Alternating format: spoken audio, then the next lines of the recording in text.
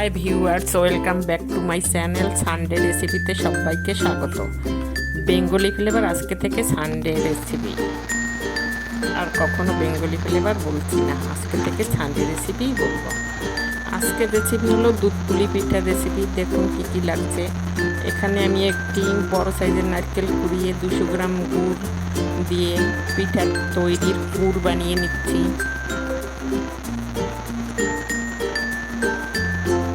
দেখতে থাকুন কীভাবে বানাচ্ছি। এই গ্যাসটা অন করেছি কারণ এখানে পিঠার কাই বানাবার জন্য জলটা গরম করে নেব।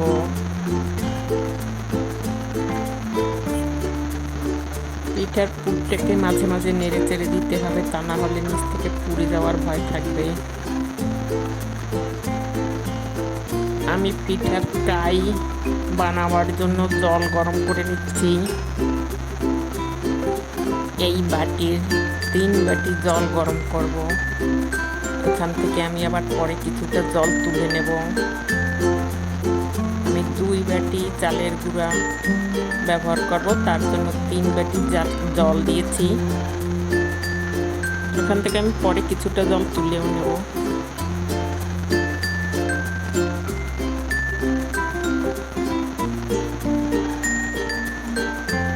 জলে আমি সামান্য লবণ ব্যবহার করেছি।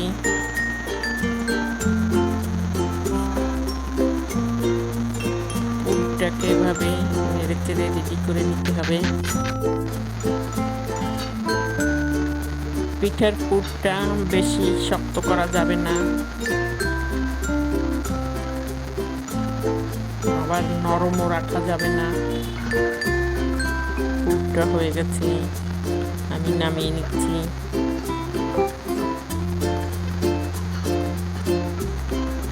এবার পিঠার কাই বানাবার জন্য কড়াইটাকে আমি এপাশে বসিয়ে দিয়েছি। ওপাশ থেকে জলটা দেখুন গরম হয়ে গেছে।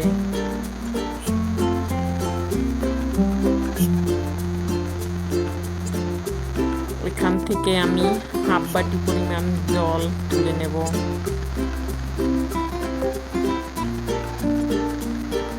জল আমি একটু বেশি গরম করেছি। পিঠার কাই যদি শক্ত হয়ে যায় তখন গরম জলটা ব্যবহার করা যাবে, এই জন্য একটু গরম জল আমি রেখে দিচ্ছি। 2 বাটি চালের গুঁড়ার জন্য আমি 2.5 বাটি জল দিয়েছি।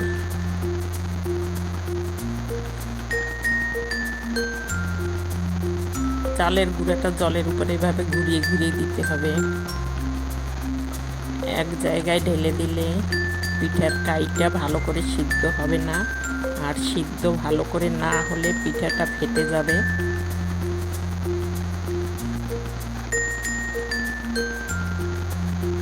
এভাবে চালের গুঁড়াটা এভাবে ঘুরিয়ে ঘুরিয়ে দিতে হবে। এবারে আমি উপর থেকে কিছু সময়ের জন্য ঢেকে রাখবো। গ্যাসটাকে আমি একেবারে 0তেই রেখেছি।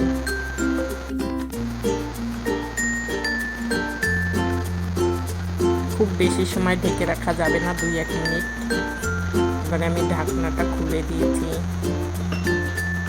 চালের গুঁড়োটাকে আমি নেড়ে চেড়ে এটা বলের মতো করে নেব। গ্যাসটা কিন্তু একেবারে 0তেই আছে।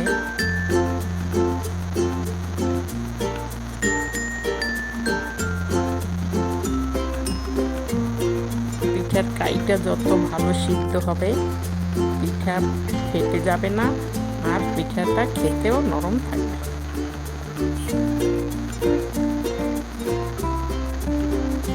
যারা একটু পরে বানাবেন তারা এটাকে এভাবে ঢেকে রাখতে পারেন 5-7 মিনিটের জন্য, তাহলে গুঁড়োটা আরো ভালো সিদ্ধ হবে।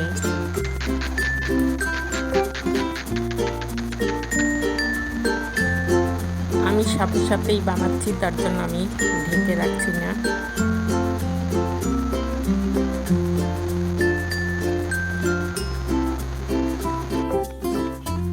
পিঠার কাইটাকে ভালো করে মাখাতে হবে, ভালো করে না মাখালে পিঠা ফেটে যাবে। যত ভালো করে কাইটা মাখানো হবে তত পিঠা ফেটে যাওয়ার ভয় কমে যাবে।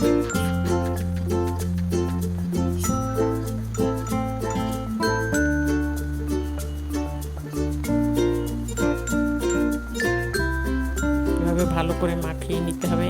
পিঠা কাইটা যদি নরম থাকে তাহলে শুকনো গুঁড়ো, চালের গুঁড়ো দিয়ে মাখাতে হবে। তবে শুকনো চালের গুঁড়া বেশি ব্যবহার না করাই ভালো, কারণ বেশি ব্যবহার করলে পিঠা ফেটে যাবে।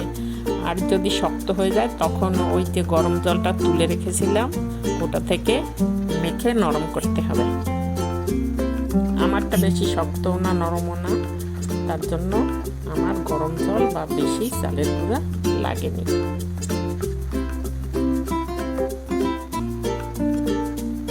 আমি এটাকে দুইটা ভাগে ভাগ করে নেব। একটা আমি এখন বানাবো আর একটা আমি পরে বানাবো। যেটা পরে বানাবো সেটা এই ভিজা কাপড়টা দিয়ে ঢেকে রাখবো। যারা পিঠা পরে বানাবেন তারা পিঠার কাইটাকে এভাবে একটা ভিজা কাপড় দিয়ে ঢেকে রাখবেন।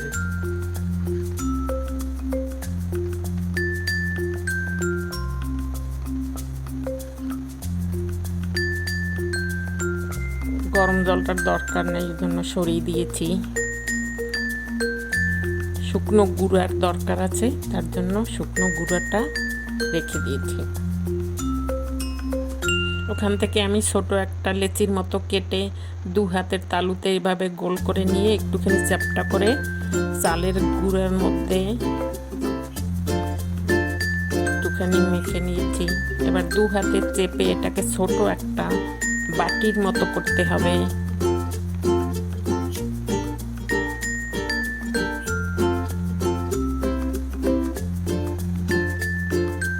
দেখুন এটা আমি একটা বাটির মতো করে নিয়েছি। এবারে আমি নারকেলের পুরটা এর মধ্যে দিয়ে দিয়েছি। এবার মুখটাকে ভালো করে চেপে চেপে বন্ধ করতে হবে। মুখটা ভালো করে বন্ধ না হলে পিঠা রান্না করার সময় মুখ খুলে গিয়ে ভিতরে নারকেলের পুরটা বেরিয়ে যাবে। যারা পিঠার মুখটা এভাবে ডিজাইন করতে চান তারা করে নেবেন।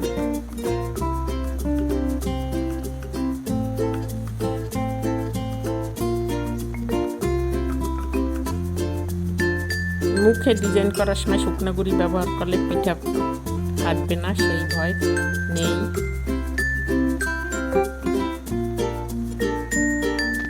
ওরকম করে আমি সবগুলো পিঠা রেডি করে নিয়েছি।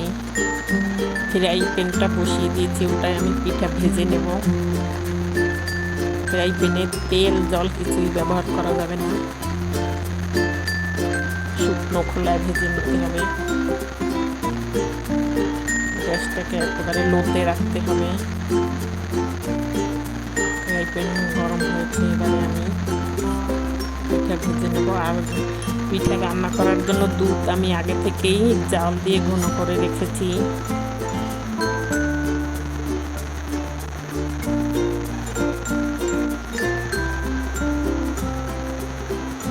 এবারে আমি ফ্রাই প্যানে পিঠাগুলো ভেজে নিচ্ছি। যারা ভাজবেন না তারা কাঁচা পিঠাই দুধ চিনির শিরে রেডি হয়ে গেলে তার মধ্যে দিয়ে দেবেন। আমি একটু ভেজে রান্না করছি, কারণ ভেজে রান্না করা পিঠাটা খেতে ভীষণই ভালো হয়। বানিয়ে রান্না করে খেয়ে দেখলে বুঝতে পারবেন।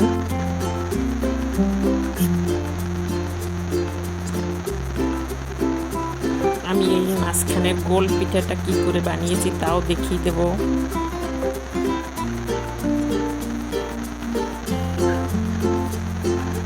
আমি প্রথমে ছোট ছোট দুটো গোল বাটির মতো করে নিয়েছি। দুটো বাটি সম পরিমাণে থাকবে, একটা বড় ছোট হলে চলবে না। আমি একটা বাটিতে প্রথমে নারকেলের পুর দিয়ে দিয়েছি। এবার উপর থেকে অন্য বাটিটা দিয়ে এভাবে ঢেকে দিচ্ছি।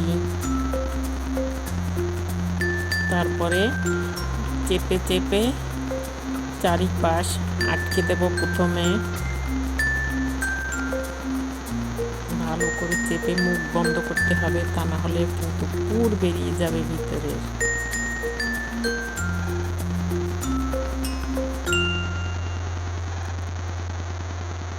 এবার যারা পিঠার চারিপাশে ডিজাইন করতে যাচ্ছেন তারা এইভাবে চেপে একটু বড় করে আবার ভাঁজ করে চেপে দেবেন, তাহলে চারপাশে সুন্দর একটা ডিজাইন হবে, দেখতে ভালো দেখা যাবে।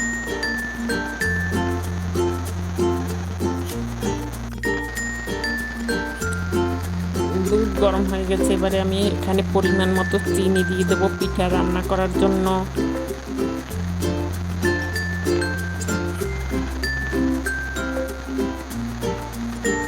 দুধের মধ্যে চিনি দিয়ে আরো কিছুক্ষণ জাল দিয়ে নিতে হবে। পিঠার এক সাইড ভাজা হয়ে গেছে, এবারে এভাবে উল্টে দিতে হবে।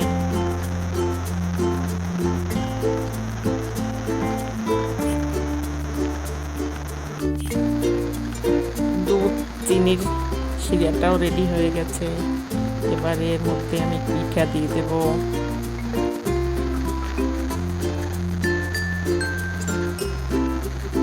পিঠার দুই পাশই আমি ভেজে নিয়েছি। আমি আগে কিছু পিঠা ভেজে রেখেছিলাম, সেখান থেকে কয়েকটা পিঠা এর মধ্যে দিয়ে দিচ্ছি।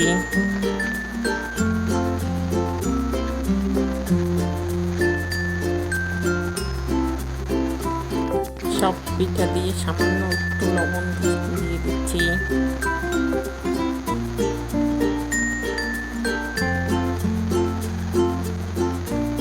পিঠা দিয়ে 10 থেকে 12 মিনিট রান্না করতে হবে।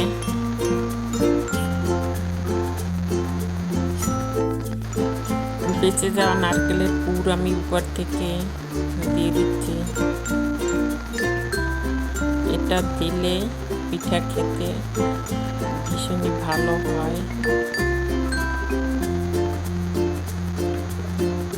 এভাবে দিয়ে রান্না করে খেয়ে দেখলে বোঝা যাবে যে পুর দিয়ে রান্না করা পিঠা খেতে কেমন আর খালি দুধে রান্না করা পিঠা খেতে কেমন। পুর দিয়ে রান্না করা পিঠাটা খেতে ভীষণই ভালো হয়।